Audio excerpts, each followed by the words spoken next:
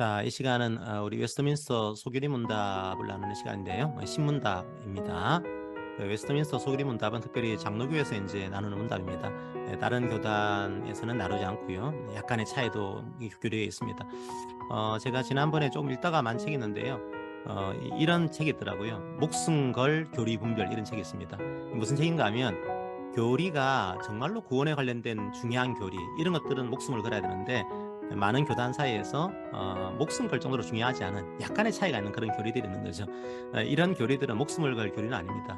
예를 들면 뭐 침례를 하냐 아니면 세례를 하냐 이런 것들은 교단 간의 사소한 그런 이제 해석의 차이가 있을 뿐이지 구원과 관련된 아주 중요한 교리는 아닌 거죠. 그래서 여러분들이 교리 문답을 배우시면서도 이 정말로 중요한 교리에 좀 집중하시고 아주 교단 사이에 있는 조그만 차이들 이런 것들은 여러분들이 너그럽게 이해를 하는 것이 바람직합니다. 그게 여러분의 신앙에도 유익이 됩니다.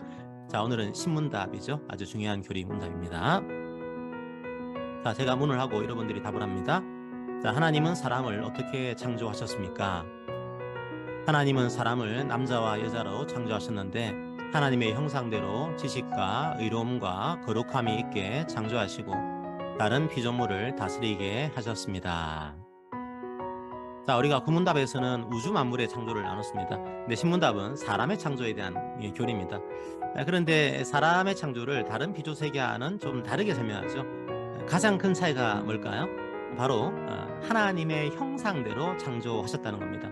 그 하나님의 형상대로 창조된 유일한 피조물이 바로 사람입니다. 그런데 하나님의 형상이 뭘까요? 형상? 이걸 이제 히브리어로 좀 이렇게 하게 되면은 하나님을 닮은 존재라는 겁니다. 하나님을 거울처럼 반영하는 존재입니다. 그러니까 약간 다른 말이긴 한데 우리가 보통 그 짝퉁이 있잖아요. 짝퉁이요. 이게 다른 말이긴 하지만 짝퉁이 있는데 어떤 짝퉁이 제일 좋을까요? 어떤 카피본이 제일 좋은 카피본일까요? 진짜하고 구별 안 되는 카피본이 제일 좋은 카피본이에요. 그러니까 우리가 하나님과 구별 안 될 정도로 하나님을 닮아갈 때 우리가 하나님 형상대로 살아가는 겁니다. 그런데 이제 이 하나님을 우리가 거울처럼 반영하는 그런 존재인데요. 그러니까 우리가 하나님을 거울처럼 반영할 때 그때 세상이 우리를 통해서 하나님의 영광을 발견하는 겁니다. 하나님의 하나님 되심을 인정하는 거죠. 자, 그런데 하나님의 형상은 이 두꺼운 책 한 권을 써도 안 될 만큼 많은 내용을 담고 있습니다. 오늘은 그 중에서도 웨스트민스터에서 말하는 그런 하나님 형상을 말씀드리겠습니다. 그러니까 이렇게 하시면 돼요. 하나님의 형상, 사람이 어떻게 하나님의 그런 형상을 반영하는 거냐 이렇게 생각하시면 되겠습니다. 첫째, 사람은 하나님의 지식을 반영합니다. 자, 구약에서는 선지자가 이 사명을 감당했습니다. 하나님을 알고 하나님을 전파했죠. 아담이 바로 이 선지자의 직분을 감당한 겁니다. 그런데 타락 이후에 하나님을 아는 지식을 잃어버린 거죠. 둘째로 사람은 하나님의 거룩함을 반영합니다. 이 거룩을 다른 말로 하게 되면 헌신, 구별 이렇게 말하죠. 사람은 하나님을 위해 구별된 존재입니다. 하나님을 위해 헌신하는 존재입니다. 아담이 바로 이 제사장의 직분을 감당한 겁니다. 바로 타락 이후에 그 구별을 잃어버린 거죠. 셋째로 사람은 하나님의 의로움을 반영합니다. 하나님의 뜻에 순종하는 것이 바로 의로움입니다. 그리고 사람은 그 뜻에 순종해서 이 세상을 다스립니다. 아담이 바로 이 왕적인 신분을 감당합니다.